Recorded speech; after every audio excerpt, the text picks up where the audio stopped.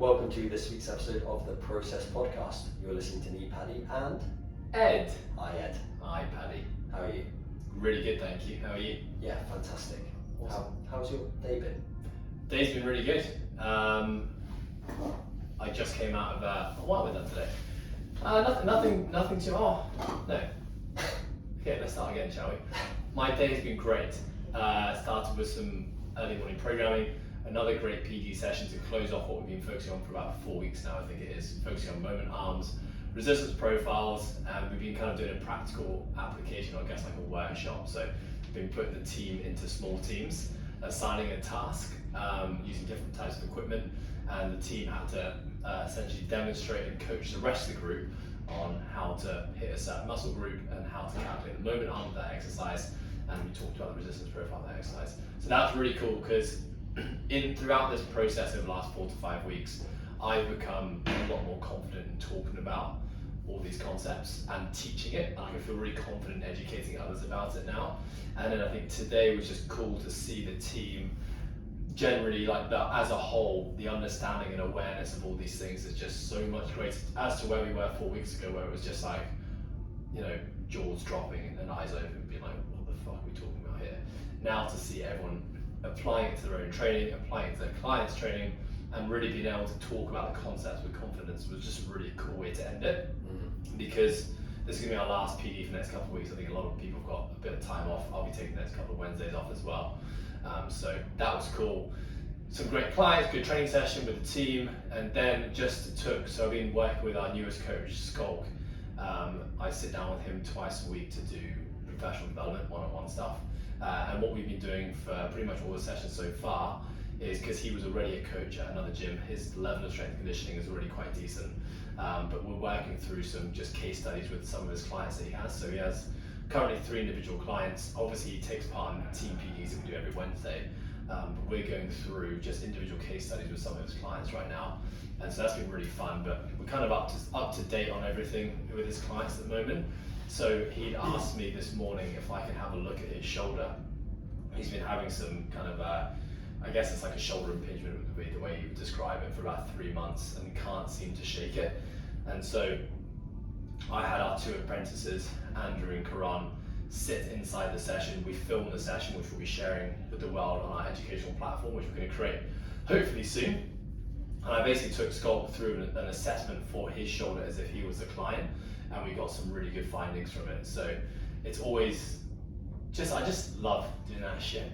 I love like the assessment process, but I also love like being able to educate others whilst I'm doing it. And so as I was kind of taking him through the assessment, I was kind of pausing and asking him and the other 2, like, here's what I'm seeing, you guys seeing this? Any questions? And it's just like cool that we could, start the session and knew nothing about his shoulder, finish the session with pretty good hunch on what's going on and a prescription that he could start doing, which I think is going to lead to some really favourable results.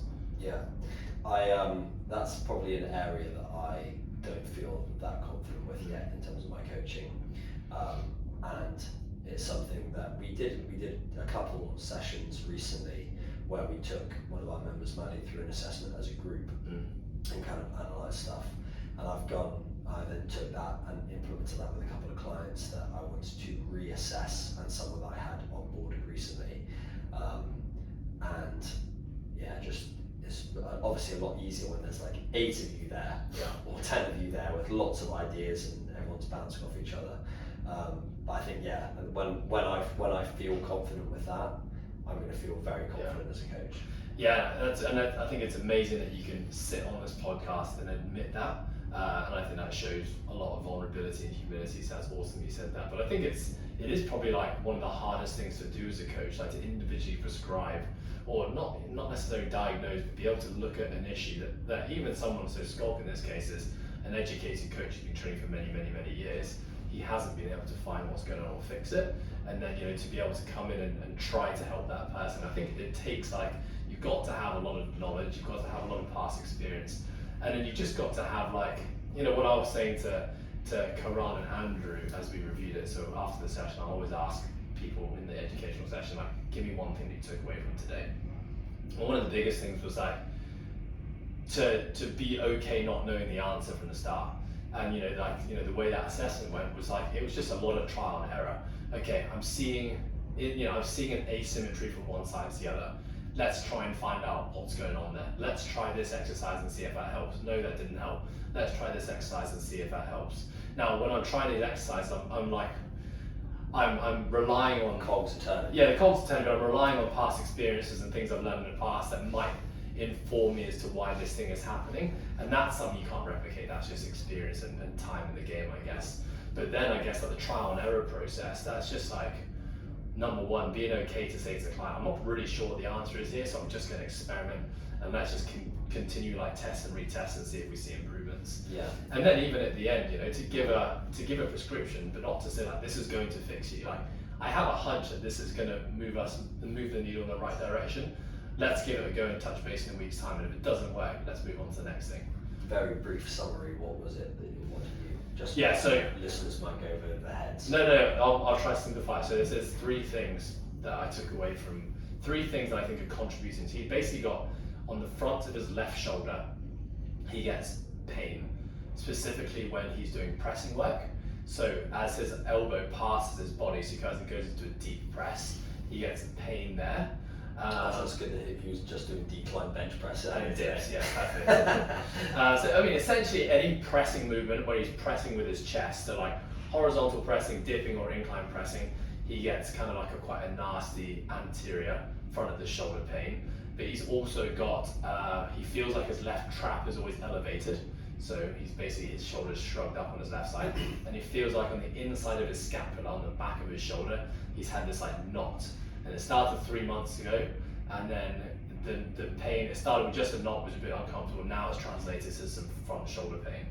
And so the prescription was, having seen him move through the movements that cause him pain, Sculpt has, which a lot of people do, has placed an over-importance on scapular retraction and depression. So for listeners listening at home, pulling your shoulders back and setting your shoulders down. We always get taught in strength and conditioning when we first go to the gym, or by doctors or physios, always have your shoulders back and down. That's good posture. And for someone who's a Sculpt, who's quite conscious of his posture, he thinks he's quite like kyphotic, he thinks his shoulders are quite hunched forward, so he's actively always trying to pull his shoulders back. But what that's resulted in is when he does his weights training, when he's pressing and when he's pulling, he's overly retracting and depressing his shoulders. Now, it's really important to understand that sometimes that's a good thing to do, but generally speaking, like, you have to let the scapula, the scaps, your shoulder blades move where they want to move. Yeah. And a lot of people like overly complicate weight training where, they're trying to do, let's say, a press, for example, where as you push the arm forward, like you're punching someone, the shoulder should really be sliding kind of out and forward. And a lot of people stop that happening, so what they do, they pull back on their shoulders and don't allow that scapula to move. And what you're then doing is basically got kind of two counter forces working against each other. The shoulder is wanting to move forward and push forward, but you're actively pulling your shoulder blade back, and that's creating a lot of things that shouldn't be happening at the shoulder joint. Similarly, when he's doing heavy pulling work in the past, he's loading up like a really heavy cable row, and what's the first thing he does? He retracts his shoulder blades. Now you've got a really heavy, almost immovable object on your hands, and then you're asking your shoulder blades to pull back. You're creating a lot of distraction at the shoulder joint, essentially kind of like pulling your arm out the socket a little bit. And in that, you're putting a lot of stress on all those rotator cuff and those small stabilizing muscles around the shoulder. So just basically years of doing that has just basically flared up his shoulder a little bit, and right now it's just a little bit inflamed. And he recognized that. He was like, yeah, I always retract and depress my shoulders. And today, when I had him do his pressing movements, even something simple like a push-up, which normally causes a lot of pain, I said, don't pin your shoulders back and down, let your shoulders go where they want to go. All the pain was gone straight away. That was number one. Number two, poor bracing. So I know this is something that Sculpt suffers from quite a lot. He has a tendency to be overextended, and a lot of this again goes back to his subconscious telling him that he needs to improve his posture. So everything he does, he's trying to get out of the slump position and trying to like bring his chest up and his shoulders back. And so what he does with a lot of his lifting, we've seen this when we watch him snatch and clean and squat, he's doing everything with the chest up cue. And what that does, it means that his midline is no longer braced, and when we don't brace the midline, we know that the brain is going to down-regulate a lot of the muscle tissues around the body to say, guys, don't push so hard so they don't feel safe and stable in this environment. Safe and stable. Did I say safe and stable? Yeah. Safe and stable. Can I just very quickly Yeah. go off on a tangent? I have this question. I'm just going to bring it up now. But we talk about having a braced core, but if you look at weightlifters when they're setting in squats, when they're setting in pulls, they're in extension. Yeah. Now, just because a spine is in extension doesn't necessarily mean that the core isn't engaged. Right. So it depends, doesn't it? Because you can still extend, and if your abs are on at the same time, that's what Olympic weightlifters do. But often when people go into that anterior pelvic tilt, where they stick their bum up, chest up, shoulders back, and their pelvis tilts forward, so they've got a big arch in their lower back, then that often means is that their abs aren't engaged or their core isn't engaged, when actually you can set in that position. And I think as your training age increases and your technicality and your ability to execute movements increases over time, you should be able to brace in a whole host of different positions. When we generally teach people how to brace for the first time, we put them into a position where they can be most successful, which is like a neutral or maybe even slightly flexed position, like a hollow body, because that allows them to feel what engagement should feel like. But over time, you're right, we should be able to create a good belly brace in a whole bunch of different positions. As well, you've got to also take into account like body types. Some people are naturally more flexed at the spine, some people are naturally more arched at the spine. So the athlete who's naturally more arched in the spine, when they're bracing in a neutral position, it may look to someone else who has a flex spine like they're an extension, but they're actually not. And similarly, the person who's slightly more flexed, like let's say a rower, someone who sits on the concept 2 or a rowing boat all the time, they're generally quite flexed athletes. They may be in a neutral spine as well, but to the extended person, it looks like they're hunched over. Yeah. And so you're totally right. You can still be braced in different positions. And what I will say, going back to Olympic lifters, most people who excel at Olympic lifting are generally naturally more extended people anyway. Yeah. Because you just need to be able to squat, put your arms over your head. Long torso, short femurs, they can allow to be in a position. Yeah.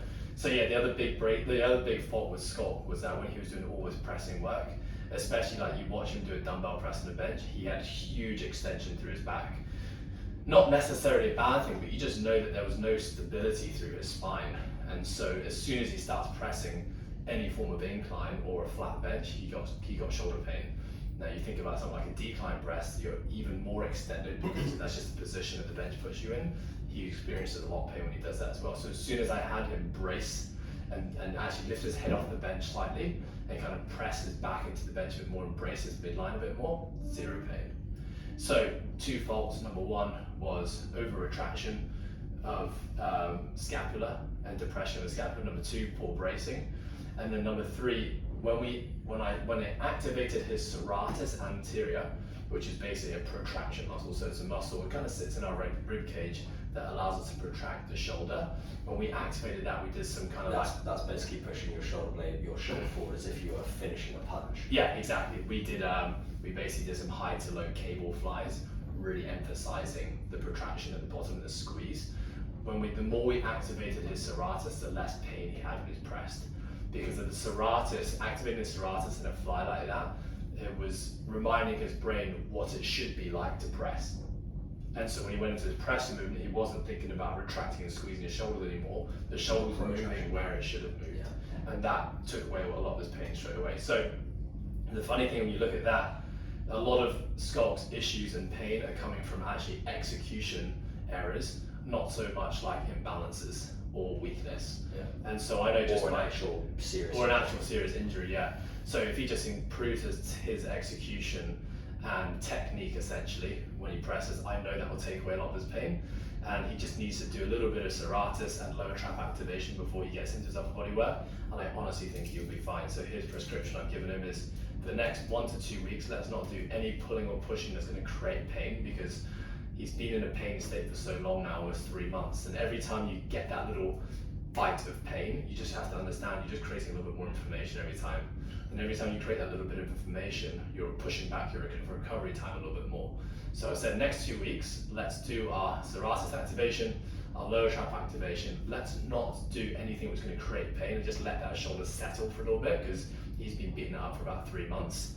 And then, while he's doing that, we can do some skill work, like practicing how to push and pull without retracting his scapula and bracing properly. And then we'll start getting back into heavy training. I'm pretty confident that's going to lead to some favorable results, but I guess we'll see in 2 weeks. Very interesting. My day. Yeah, how was your day, Paddy? Oh, sorry, and now I'm here with you. Yeah, now you're here with me. My day has been, it's been good. You hesitated there. Yes, That's how you really feel. I had a wobble this morning. My flight that I was supposed to be going back to the UK. I don't think I've told you this yet. My flight that I was supposed to be going back to the UK got cancelled this morning. Shit. So I'm supposed to be flying with BA. Woke up. Well, I was walking into work, and an email popped up being like, important information about your flight. I was like, this is either going to be like, you need to fill out your passenger locator form, or it's your flight's cancelled. And it was the latter. I was like, fuck. So walking to work, very high, basically dripping with sweat, trying to like book an alternative flight because I was panicking, thinking that first thing that was going to happen is everyone had got that email that was on that flight. You're going to be going through all the other potential options. Anyway, got a flight on to Virgin in the morning, just before I got into work. That got confirmed, so that was okay. At the same day. Did you get a refund on your BA flight? Yeah, I've just got. I was doing that earlier. Nice. Just got the refund, so that's okay. So that was a bit of a neggy start to the morning. Had a good PT in the morning, then we had PD, which was great. Actually think it's just with the PD, it's when we're talking about something as complex as moment arms, strength and resistance profiles, it's every movement or variation of a movement is very different from one to another. So like you take something simple like a cable fly versus a dumbbell fly, very different in the application of where the movement is difficult, whether short and lengthened, what what tempo you should be using for that thing, all those sorts of things. And then you take something where what really threw me off this morning was when we were doing a ring skull crusher. That was a hard one. That was really hard because it's the resistance is increasing because of his body weight. There's more body weight as he's going into the top of a ring skull crusher, and I was trying to calculate the moment arms, and I think it was also like maybe the stress from this morning, but my brain wasn't fully engaged in that session by the end of it, and I was like, I'm not sure what's going on. So actually, after this hour, I feel less confident than I did, but maybe that's because I'm thinking about it so much. Yeah. But I definitely, for me to be able to relay to clients and to understand the vast majority of the movements that I'm doing with them, and to understand where the movement is becoming more challenging, easier, whether it's lengthened, shortened, I feel very confident in that, and being able to translate that message in an easier format to my clients to understand, and the reasons why we're doing those things, which is at the end of the day really all I need to be able to do is for them to understand the general idea of why we're doing it and what the benefits are of that. But I would like to go, you know me, I like to really nerd out about that sort of stuff, so I want to really be fully confident with it, so I would do more stuff. Yeah, I think it's the concept of a moment arm is probably something that your client will never need to know, but it's important that we, and to be honest, we're never going to need to be in a position where we probably need to calculate exactly how heavy is the dumbbell in our hand when it's by our sides and we're doing an lateral raise versus outstretched like an aeroplane. Don't need to know, we just need to understand the concept of being able to justify why a movement is harder in one position and it feels easier in another position. That's all we really need to know. Yeah. This is just kind of like a physics way of looking. A physicist would look at a moment arm to calculate why, for example, why is swinging a long club generate more power than swinging a short club. That's what a physicist will be able to calculate, and it's kind of the same when it comes to weight training. Yeah, exactly. Yeah, so we'll continue to geek out on it more, and yeah, it just adds another dimension to coaching and another dimension to program design. So for anyone listening who's thinking like, oh shit, I don't know anything about moment arms, I need to start reading up on this. It's like, this is something that a lot of our coaching team has been in the game for 3, 4, 5, Plus. 10 plus years, and are only starting to honestly need to start to explore this kind of stuff. So it's kind of like one of those higher order facets of strength conditioning coaching that it's definitely not the lowest hanging fruit that one would need to understand, but it just certainly gives you more tools to be able to be even more specific and even more individualized with program design coaching. So then I was actually feeling relatively, my brain was pretty wiped out, and I was like, we started training time, and I was like, I actually don't know if I can be asked to train right now. And Tammy was like, what are you doing? I was like, I'm probably just going to do bodybuilding, because I can't do anything else. And she was like, I'll do it with you. I was like, yeah. She was like, yeah, just do a bodybuilding session. She was like, you can teach me like more like geeky stuff about moment arms and stuff like that. I was like, fuck yeah, let's do it.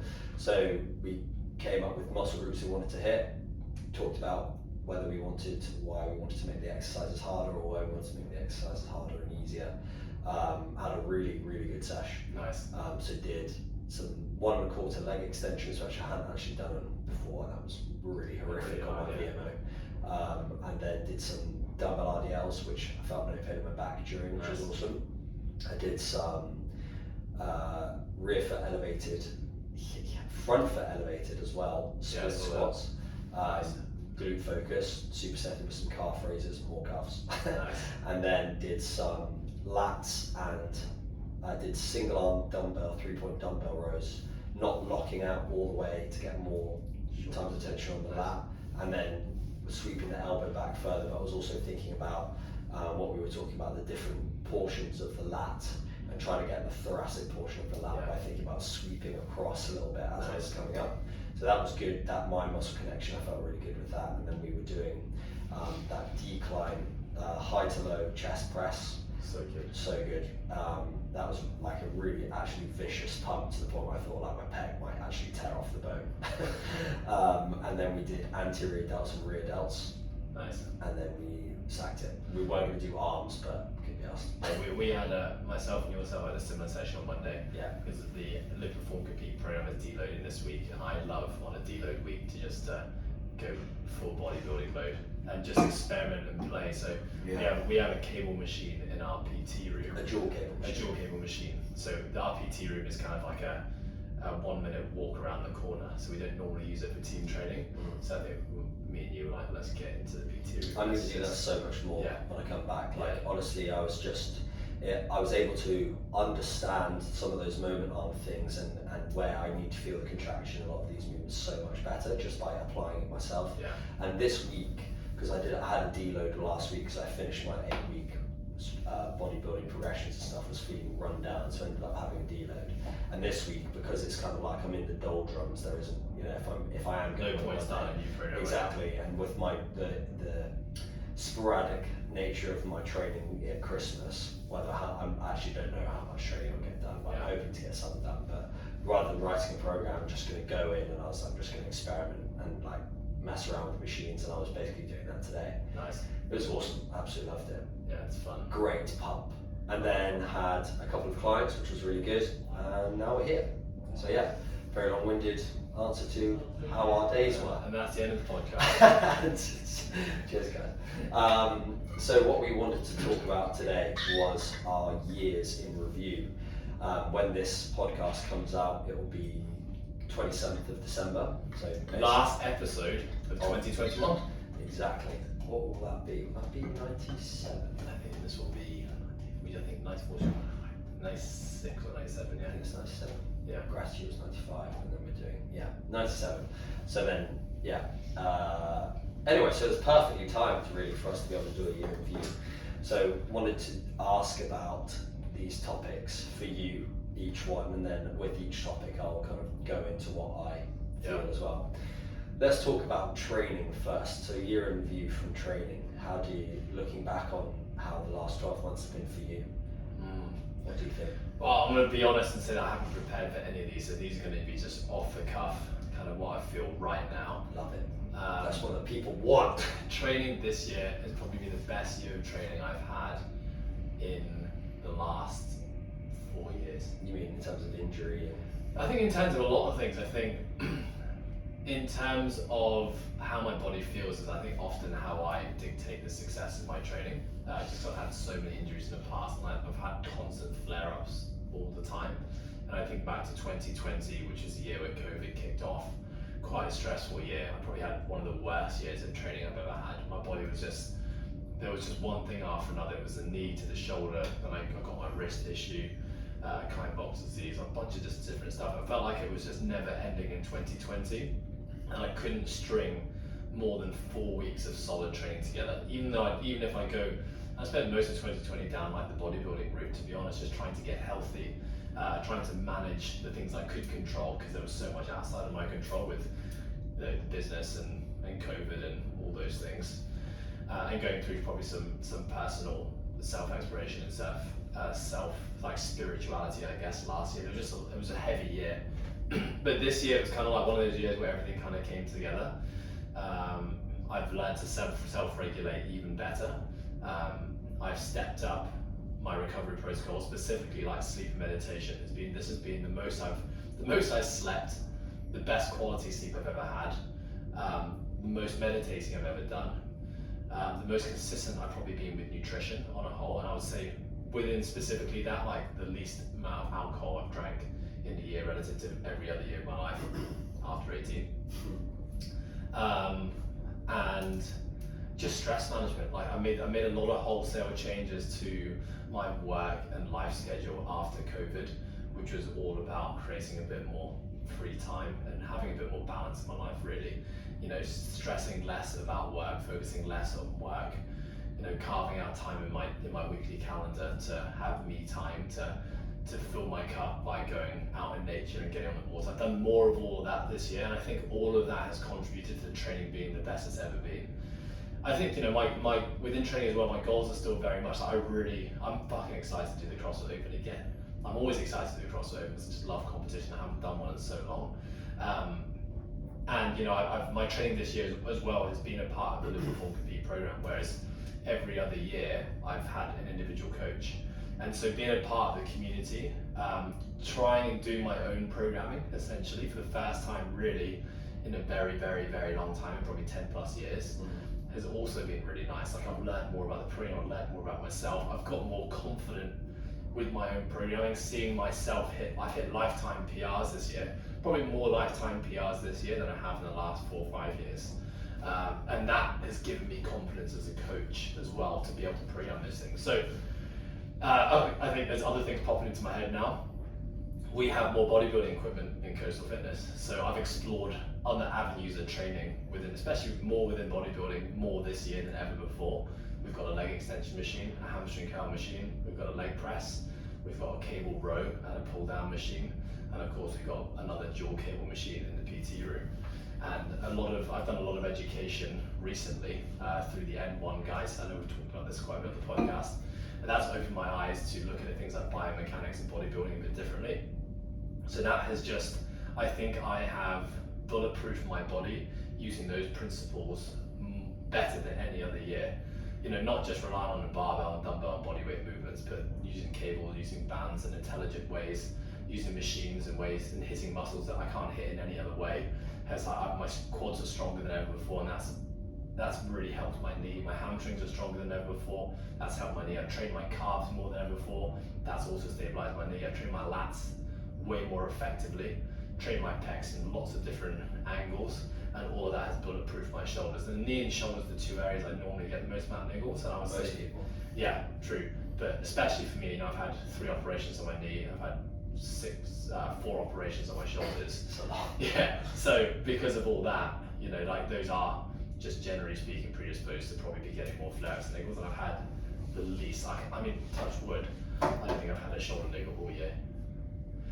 I mean, I'm actually excited for you for the Open as well, Yeah. because like, I think we've talked about this before, but like your skills of things like, maybe not double ups, again, I don't know. Almost there. Yeah, things like muscle ups and chest bar pull ups and stuff like that, like you PR'd your, whatever it was, 100 Chest bar for 10, yeah. and that like shows that it's, because fortunately for you, like the things that you're changing in your technique if you're having a focus is very minimal. So yeah, obviously technique, there could be some changes here and there when things get tired where you're breaking down, but in general the technique's very efficient. So then it's about building up the capacity within the muscles really, and you've been doing that for the last year and 2 years, doing all the bodybuilding, hitting your lats much harder than you have done before. Like you said, hitting your pecs a lot harder than before. Whereas before, pre that knowledge, you could just be like, I need stronger rotator cuffs. Yeah. Do more strict pull-ups. Yeah, exactly. Yeah, and by, like we talked about in the bodybuilding episode, by dissecting the muscles that are individually at play within those movements, working on those muscles in isolation, and then being able to take that awareness and that strength into the movement that has multi-joint movements going on, especially the dynamic movement like a chest to bar pull-up, that just creates, and then you can just touch on those technique changes in when you go into the intensification, the pre-comp phases where you'll be doing more EMOM chest to bar, and that will just be building confidence in your technique. So I'm already really excited for this season finishing and getting back to getting the things that I've got a lot stronger this year even stronger. Like for me, it's my quads are really weak relative to my hamstrings, and like my chest and anterior delts are much weaker than my pulling muscles. So those two are big deficits. Essentially anything on the front of my body is a lot weaker than on the back of my body. And I know why that is. I've biased the back of my body for years with my training, and I've had a lot of injuries on the front of my body. And so, I've seen how much improvement I've seen from the more isolated, looking at the muscle and biomechanics viewpoint, and how that's translated into things like strict answer push-ups, chest to bar pull-ups, snatching, jerking, everything. I've seen it carry over now, and I know it's an effective tool to get me better. And like you said, I think technically, I'm pretty proficient in most movements. So any more strength I can cultivate through training is going to elicit itself in more reps or more weight when it comes to the more CrossFit movements. And to be honest, like for so many people, yes, there's a lot of people who are new to the sport who just need to learn the technique. But even if they had proficient technique, their strength is still so limiting, and it's going to stop them getting better long term. So this year has confirmed to me, like as a coach programming for a lot of people in the sport of CrossFit at lots of different levels, like developing foundational strength and hypertrophy is such an important part of the training process for long-term progress in the sport of CrossFit. Skills, yes, they need to be learned, but that doesn't need to be the emphasis of your training in most cases. Of course, there are some times where someone has such amazing levels of strength and hypertrophy and foundations that yes, they can just spend more time doing skill work, but for most people listening to this, that's not the case. So and that was the same for me when I started CrossFit. My strength was just so shit, but I was actually technically pretty proficient, like moved quite well early on, and obviously there's, like you said, there's changes that you can make, or there's improvements that you can make, always making your technique, but it was always the case that I was like, my legs just need to be stronger, because I'm like, my 3RM front squats is 100 kg and I'm cleaning 105 kg, so I'm basically at my limit. You were technically very sound, that you're able to almost work at your actual strength. Yeah, but then that meant that I was like, I just need to squat loads, and then squatted so hard that basically my knees are fucked over. When I came into CrossFit, like I was, before starting CrossFit, I had already done Polar PICP level 1, level 2 certification. I had a strength and conditioning coach with the Hong Kong team for years already, so I was doing a lot of really intelligent strength training before I came into CrossFit, and I actually came into the sport quite strong. I was tight as hell, but I was quite strong. And when I entered CrossFit, I put such an emphasis with my coach on skill development that basically all my training just became skill work. And in that 2 to 3 years, I got a lot weaker. Like my actual strength and structural balance and the structural integrity of joints and tissues actually declined a lot, and I basically plateaued in almost everything. All the sport metrics are pretty much plateaued in.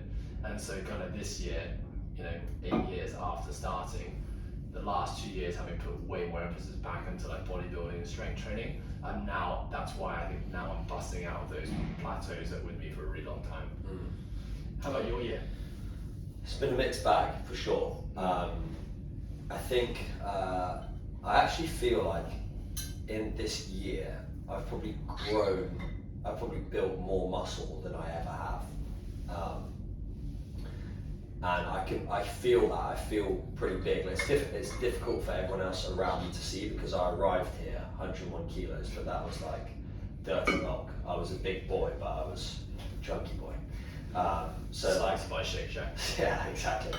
So, but I feel like, because I'm relatively lean now, I'm like 15% body fat around that. So that obviously is not shredded, but it's like lean enough that you can see that the muscle bellies are bigger, and I can feel that. So that's definitely a positive. And I've learned. Has that been the goal this year? It has ended up being the goal for about the last 6 months, pretty much, because of injuries and that's probably the main thing that I would say that's been the negative is that, but that has also then created positives. You know, it's forced me to do more bodybuilding, which has allowed me to, you know, I ended up just hammering my quads as hard as I could. My quads are stronger than they've ever been, so that when I do get back to squatting, I think it's going to be a very different, I'm going to see some good numbers going up. Can I just ask, do you have any intention to get back to CrossFit in some way, shape or form? Probably not CrossFit. I mean, I would do the LPC for sure for blocks in it because I just enjoy it, and I do love doing CrossFit. But I also don't really like how my body feels when I do CrossFit. Do you think that having put in this 6 months, and you're going to do more of it because you're not going to do the Open this year, so you essentially got. Well, if I can, any of the workouts I will do. But essentially, you're going to have another 4 to 6 months of doing what you're doing, I guess. Yeah. You know, what if you could get yourself, or you set the target of getting to the point where you could do more CrossFit-y style training and actually not have all the issues. Essentially, that's what you're trying to do right now, right? You're trying to build a body that's resilient and able to handle the demands of the sport. So, you know, is that something you'd actually like, or not even interested in pursuing it? I don't get me wrong, I do enjoy doing CrossFit, but I also I don't want to. I don't want to feel shit. Yeah. Because the people that we like expect high standards or whatever. Very competitive. Yeah, and I know that I'll get back to doing chest to bars and muscle ups in conditioning settings as and whenever that program would allow, and I'd be like, oh, fuck, this is so hard. Yeah. I'm so far away from what I want to be at. And it sounds defeatist, but I'd rather just, you know, jump in on a chest to bar workout when it's there and have a good time and do the LPCs. Yeah, maybe I'll do, what I do miss is Olympic lifting. I do really miss doing Olympic lifting. But see, isn't that funny though? The way that you've even just talked about that, being able to, I might just jump in and do a chest to bar workout. That's exactly where you fuck yourself up. Yeah, true. And then actually, so on Tuesday, we're doing a massive team aerobic session following the variation of the LPC Tuesday session. And I turned around and I saw you, Paddy, doing burpees for the first time on a wrist, and you were going, oh fuck yeah, no pain, I'm doing burpees. And I just was like an old man. I was like, Patrick, what is the prerequisite for a burpee? Push-ups, Dad. Have you done a push-up? No. So should you be doing burpees? No. There you go. Find another minute. Basically, you like walked away with my towel between my legs. Like, oh, yeah. So I mean, you know, going back to what you want to do, I love that you want to be able to jump into it. But again, like, you need to also respect that if you haven't done a chest to bar pull up, a butterfly chest to bar pull up in over a year, you jumping in and doing it is probably not going to end in favorable results. Yeah. Yeah, I mean, I know that when I started reintroducing butterfly pull-ups, I started with like sets of 5 to 6 and just built that up over time, and like it was like a 16-week process before I tried to do 100 chest to bars. But you know, butterfly chest to bars would always hurt my shoulders.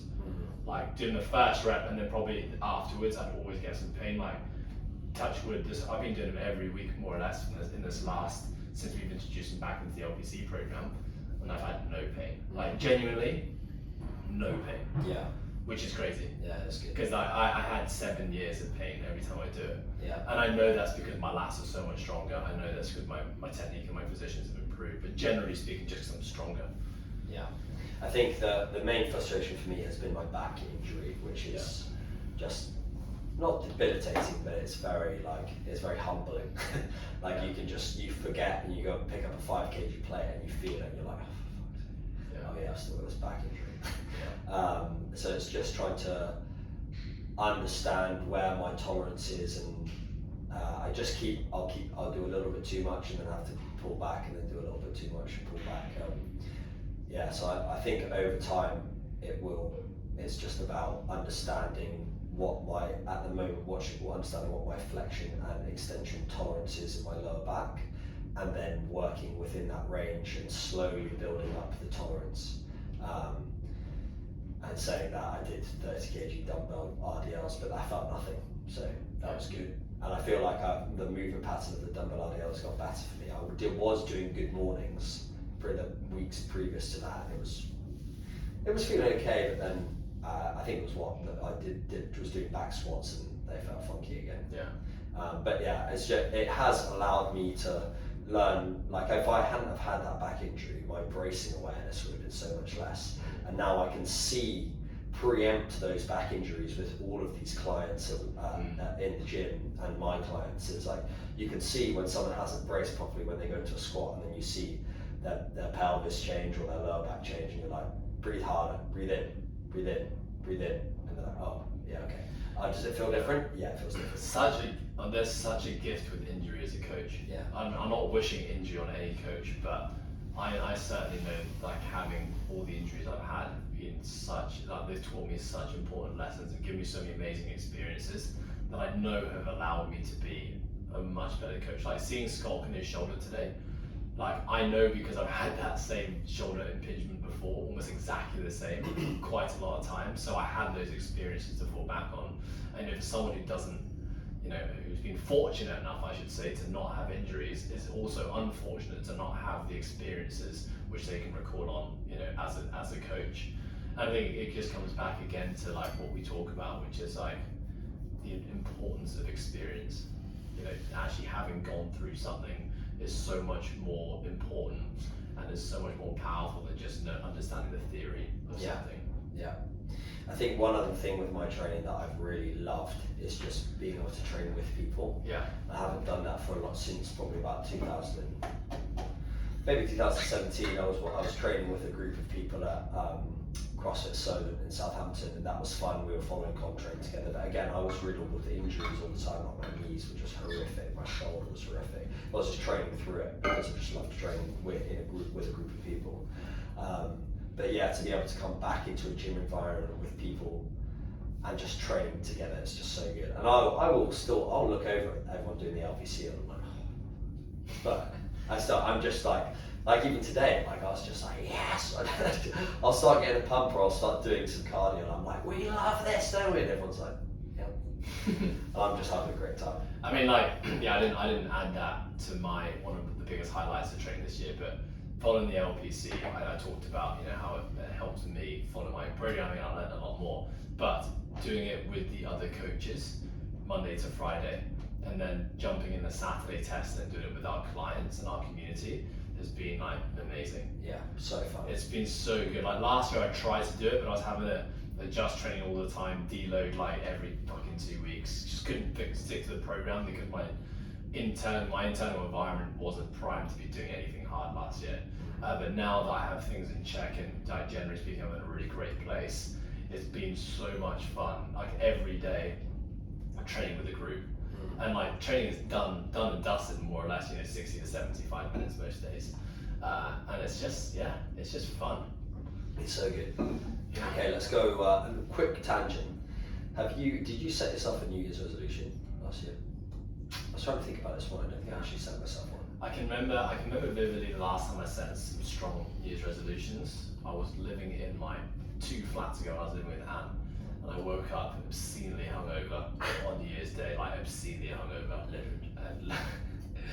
and lay in bed, and I was like, what a fucking shit way to start the new year. Yeah. I couldn't do anything, so I just pulled my laptop out and I literally wrote for about 2 hours. Really? Of just all these reflections, and I don't know how I did it, but I wrote all the reflections from last year, and, like, what am I going to change this year?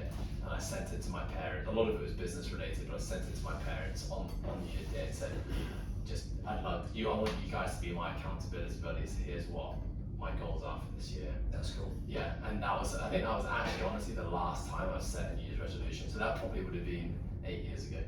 I think I really want to have a reflection big reflection session, like basically like that, where I just sit down and really think about what I've done well and what I haven't done well, which is kind of I'm loving the questions that you're asking, because it's making me actually reflect. Yeah. And I hope people listening actually take a bit of time to do their own reflections in these categories and whatever you go with. I think it's so important for people to do it, because without building that awareness of what you've done well and what you haven't done well, you can't improve. And like my mum says this all the time. She's like, you always just have to improve something all the time. She's like, oh yeah, how do you get better, Mum? Okay, so let's talk about business. For you as a business owner, I can't really help him. Yeah. How do you reflect on how you've been as a business owner? When I think about 2021, when I think about business, I think most about leadership. So I think in the previous years, early years of Coastal was juggling between being a coach, and that's primarily what I wanted to do, and then there's a very small percentage of time spent towards being a leader and a business owner, which is why the business didn't go very far. And then, probably about 5 years into the journey, and we're now entering year 12 now. So 5 to 6 years into the journey, I started to understand the importance of putting a bit more time into thinking about the business. So like looking at the accounts of the business, hiring a general manager, creating systems for your staff, all that kind of stuff. That probably happened around the six year mark, but I would still say that 70% of my time was spent coaching. Time and energy was going into coaching, 30% went to that. And then I'd probably say kind of 7 to 10 years into the journey, I started to put a little bit more emphasis on the business, but I'd still say 60% of the time was spent on coaching, 40% of the time was spent on building a business. And I think, this last year, as a business, we have a lot of really great systems in place now. Entering year 12 as a business, I've got a great team of people around me. We've got an operations team which has 5, 6 staff. We've got a coaching team of 8, 9 with 2 apprentices as well. The team's getting bigger and bigger all the time. But this last year I've definitely taken a bit of a step back from hands-on coaching, doing a lot of programming still. I'm doing way more educating for our team and trying to create a lot of education that we'll share with the rest of the world soon. As a business owner, yes, making strategic decisions for the business, that is definitely a big part of the job, but I'm putting more time and energy, and I feel like I've developed the most this year as an actual leader. When I say leader, I really think about like relationships and like human to human, not thinking about leadership as in like the business side of leadership, but actually being able to just strengthen relationships with people. And actually, like, I look back on this year and I think that the biggest catalyst was COVID for me. Again, so much COVID. I'm always going to look back on 2020 and think about how much of a great year it was because of how much self-development and learning happened because of COVID and all the things that ensued. But yeah, I think this year for me has been, I've learned more skills. I feel like my ability to be able to listen actively to people has improved so much more. I think in my own journey of self-development, I have it's started with a lot of self-help and self-questioning and questioning of my own values and all those things. And I feel like I've brought those things up to a point where I feel really confident. I'm very happy with myself. And now has been about, well, how can I bring those things internally and help other people or connect with other people better? And so I think it's just a natural progression in my journey of self-development has been like the last 3-5 years have been so focused on myself and trying to understand myself and making improvements in myself, and now I'm actually able to bring that self and help others. And Liam's favorite quote, he always says it is self first, others next, and then collective last. So you have to address yourself first. Once you've done that, you can help other people, and then once you can help the next person, then we can help the entire world. And I can really feel that with my own journey. It's been myself for 5 years, and now I'm actually able to really I don't even know if it's wisdom, but I just feel so much more confident, and I don't know, I can't even put it into words.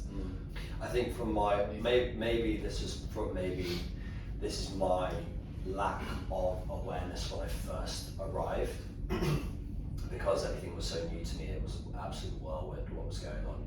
Yeah. But I didn't necessarily notice your intention as much. This might sound a bit negative, but didn't notice your intention as much to be like a good person or to do the right thing because it's the right thing to do. And I think that maybe that's just because now my awareness has picked up from it, but like I'm always seeing you making a decision that is, this is the right decision. This is the correct decision to do because it's the right thing to do for this person or that person or for the business, not because it's better for me or for other reasons, extra, like because it's good for the financially or it's good this way. It's like, what is the best thing? Is this the best decision for our members? Yes or no? Is this the best decision for my business managers? Is this the best decision for my coaches? Is this the right thing to do for them? And if the answer is yes, then that's what we should do. Yeah. I feel like that's something that I've seen you making that decision time and time again this year has been like, is this the right thing to do? Yes, okay, let's do that then. Yeah.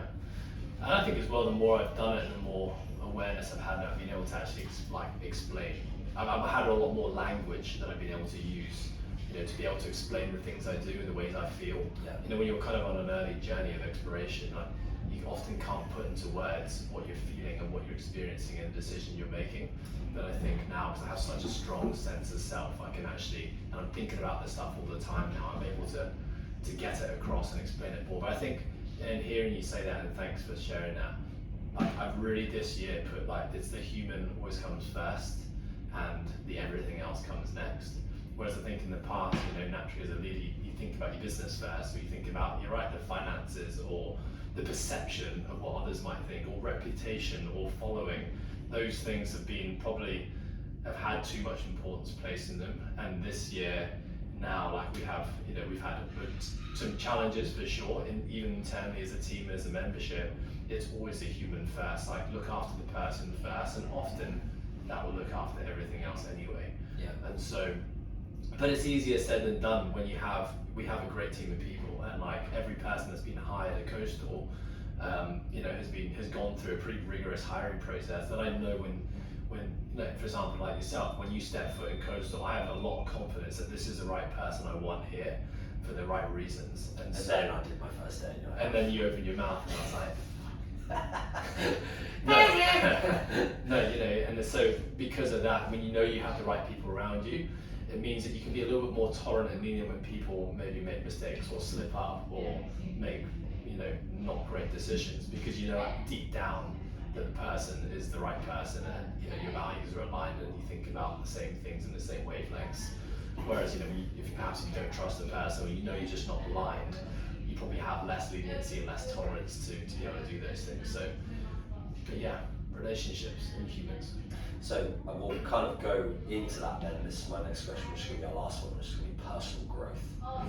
What do you think? I've got an idea of how you can answer this, or what you're going to say. What I'm going to say. Yeah. Well, why don't you tell what you think I'm going to say? Okay. So personal growth. Yeah. For you, I think what you have recently come across is more the spirituality side of things, and it's not everything happens for a reason, but it's is there a message, or is there an aura behind this situation that has arisen that is a result of my actions somewhere within the stratosphere? It's this, did COVID happen for a reason because I wasn't doing everything that I could have done as a person, as a business owner, to do these things? And that's rather than looking at COVID as I'm looking at it from the victim's mindset of oh, my business is fucked, my relationship's gone, I can't travel, all these things. Instead, you're looking at it as an opportunity for how you can grow and how you can develop a business and how you can develop as a person. And now you're looking at that in a sense of that was a message to you to change your ways and to develop that kind of spiritual side of everything, as opposed to just being this happened because of X, Y, Z. Yeah. I don't know, when you were talking, I was getting quite emotional. Yeah. I'm trying to now pinpoint why I feel emotional when you say it. I don't know, maybe maybe as I talk, maybe I'll come to it, but I really do think that that's probably been a huge area of growth. And spirituality is such a hard thing to try and put into words, because I think everyone has their own definition of what spirituality is. Some people, when they kind of go on their own self-exploration, their own journeys of self-exploration, they call that spirituality. But kind of thinking back now, like what has led me to think, when I think about spirituality, I think about like a greater good, like a higher power, like Karma. yeah, something like a karma, or yeah, like a god, or a something else that we can't put into words, we can't explain. But when I look at my own journey of like self-development, a lot of it has been about what I can control, and like changing things like my values and the things I believe in, and the things that I can ultimately have a decision over. And I'm really, really happy with where I am at as a person with regards to things like my values. Like, you know, I take ownership for everything. You know, I'm honest, I'm, you know, essentially all of our 6 values, like I'm really, really, really truly believe in. I think I'm a kind person, and those things that are now, they come very naturally to me. It's not at first, when you're kind of trying to cultivate and I guess redefine yourself in a way, like you have to put a lot of thought into everything you say and everything you do, because you're like, well, how do I want to respond to the situation? Naturally, I want to do this, but I'm trying to break myself away from doing it. And so, you know, it's almost kind of like quite robotic in a way.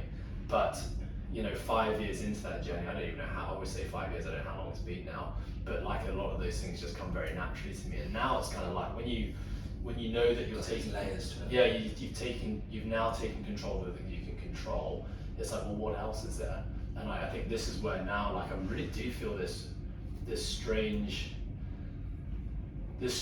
new exploration in spirituality happening, where it's like, you know, you put good out there, your good will come back to you, and you put bad out there, bad comes back to you. And honestly, mate, I see it like all the time. Like when bad things happen to people around me, or people that I know, or especially like bad things continually happen to people, like the first place I go to now when I think about why did that happen was like, what have they been putting out into the world? And honestly, like, there's like, it's very connected, like quite scarily connected. I'm not religious either. Like I didn't grow up not following religion. I actually was almost quite turned off by religion for the majority of my life.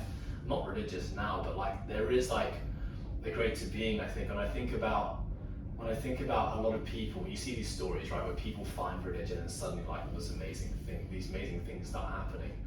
In the past, I was kind of like, why is that happening? Like, is there actually a God or a divine being out there that's helping this person because they're now worshipping and believing in it? Or what I think it is now, I really believe it's like, you know, a lot of people, when they join religion, a lot of religion has tied to it really great values on like, you know, how to be a good person. And so a lot of people change their identity and the things they believe in, and they start living and acting and talking and being very different to what they previously were. And that for me is like a person now putting good into the world, and like religion or not, good shit starts happening to those people. And I feel like, you know, that's where I'm at now. I'm really thinking, I'm connecting the dots. There's so many things in my own life, you know, and I find like when something even small bad happens to me, like I wake up in the morning, my knee really hurts, like yesterday. Like, okay, the first things I go to is like, okay, well, obviously the things I control, like, did I warm up well yesterday? What did I do for my training? Did I sleep well? Did I manage my stress well? Did I meditate? Did I get sunshine? You know, I tick off all the boxes and the controllables first.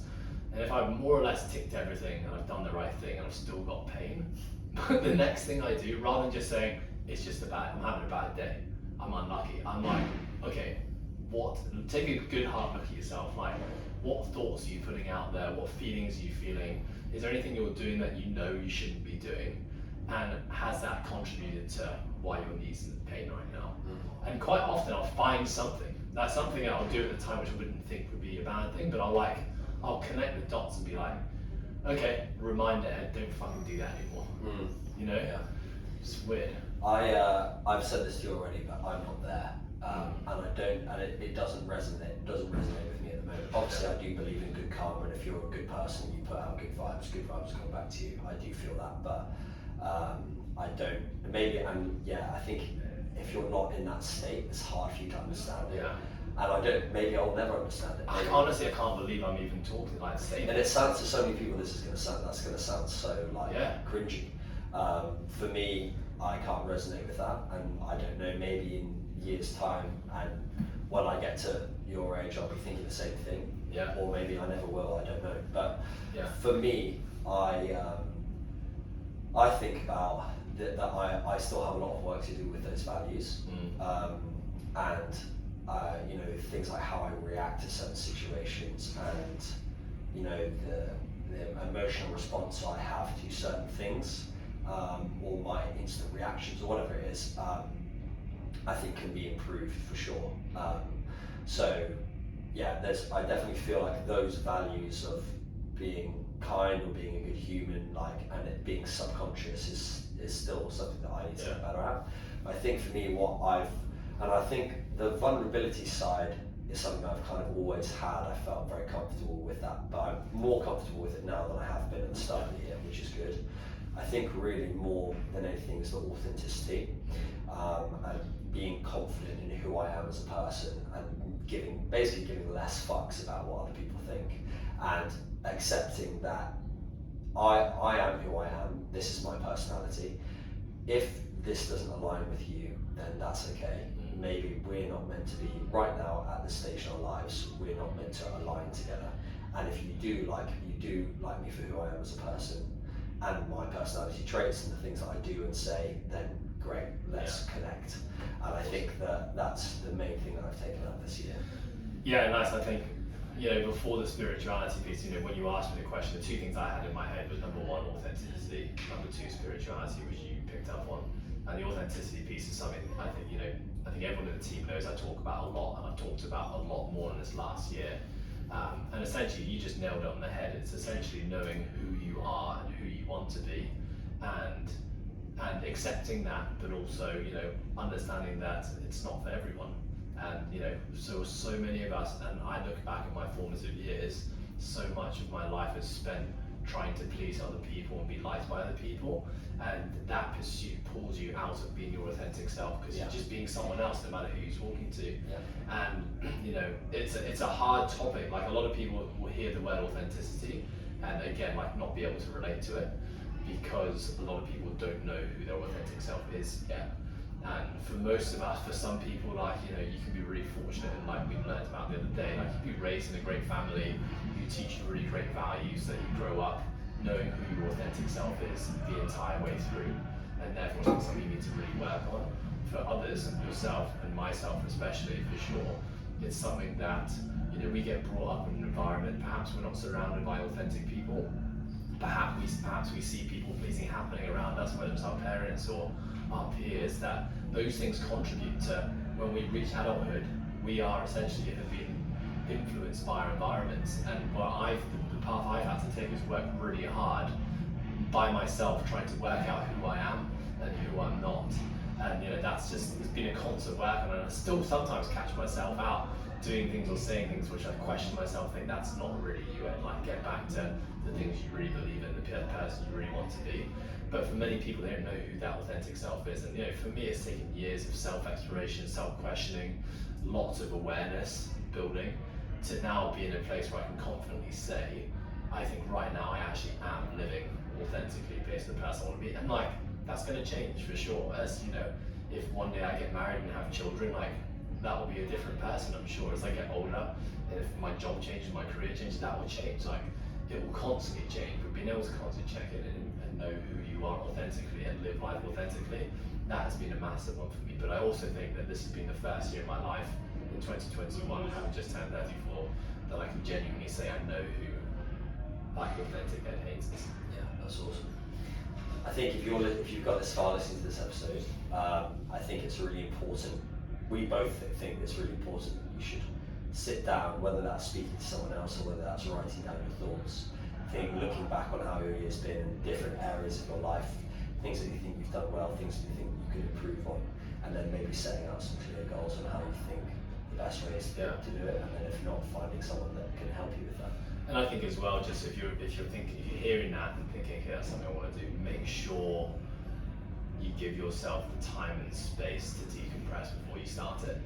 Like, don't just go for a really busy day or a really busy year and just sit down right now and start writing things out. Like, you need time to decompress. In the same way that sleep is such an important part of allowing us to heal and recover, to be able to take on the next day, like space and time off from being busy is super important to allow you to have the clarity to be able to properly reflect.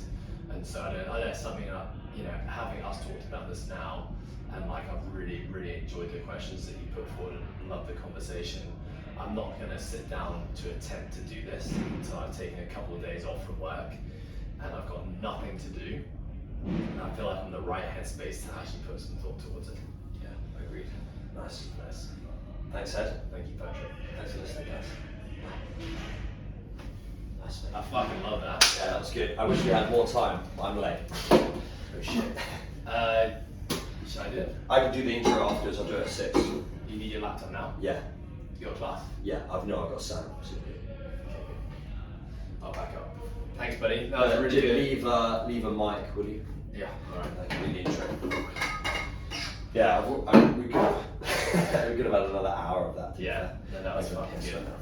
I felt super present.